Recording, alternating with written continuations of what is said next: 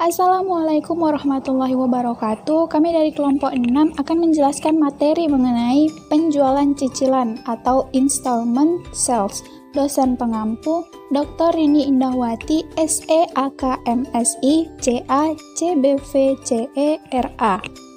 Adapun anggota kelompok 6 terdiri dari Muhammad Soleh, Suswita Dewi, dan juga Windasari. Pertama, saya akan menjelaskan pengertian penjualan cicilan. Penjualan cicilan adalah sistem penjualan di mana pada saat barang diserah terimakan hanya sebahagian dari harga barang yang dibayar, disebut uang muka atau down payment, sedangkan sisanya akan dibayarkan kemudian dalam beberapa pembayaran.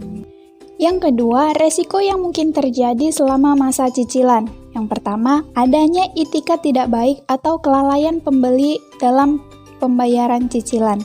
Yang kedua, menurunnya kemampuan pembeli dalam melakukan pembayaran cicilan. Yang ketiga, terjadinya suatu musibah di luar kekuasaan pembeli seperti kebakaran atau bencana alam lainnya. Yang keempat, meninggalnya pembeli dan ahli waris tidak dapat meneruskan kewajiban tersebut. Yang ketiga, perbedaan penjualan cicilan dengan penjualan kredit. Perbedaan pertama yaitu periode penjualan angsuran lebih lama, sekitar 6 bulan sampai 5 tahun. Sedangkan penjualan kredit umurnya biasa hanya 30 sampai 60 hari. Yang kedua, pada kredit biasa, perbandingan hak milik barang kepada pembeli langsung terjadi pada saat transaksi penjualan, tetapi hal tersebut tidak terjadi pada penjualan cicilan. Ketiga, resiko kerugian tidak tertagihnya piutang dan biaya penagihan piutang akan lebih besar jumlahnya pada penjualan cicilan daripada penjualan kredit.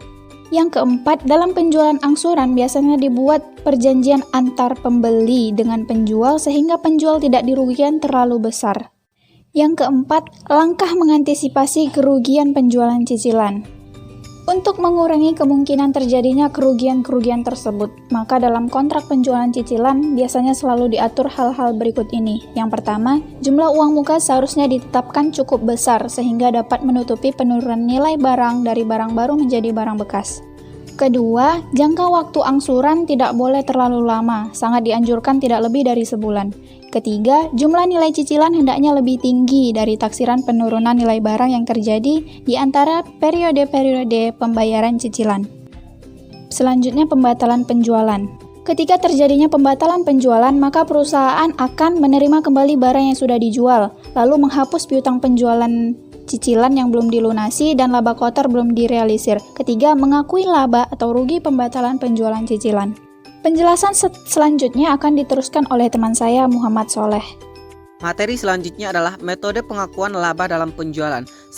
Pengakuan laba yang dikaitkan dengan periode terjadinya penjualan terdiri dari jangka waktu pembayaran relatif pendek, biaya-biaya yang berhubungan dengan penjualan cicilan, dan kemungkinan terjadinya pembatalan sangat kecil. Di tampilan ini adalah PT Unika yang melakukan penjualan cicilan dengan 4 kali cicilan bulanan.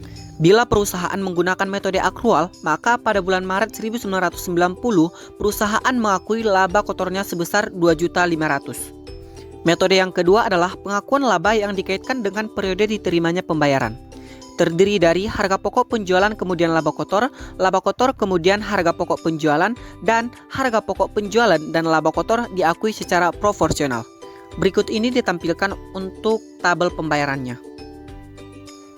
Selanjutnya adalah metode pencatatan dalam penjualan cicilan. 1. Pencatatan penjualan dan penerimaan uang muka. 2. Pencatatan penerimaan cicilan. 3. Pencatatan harga pokok penjualan cicilan. 4. Pencatatan laba kotor yang belum direalisasi. Berikut ini akan kami tampilkan mengenai dari jurnal dari transaksi tersebut.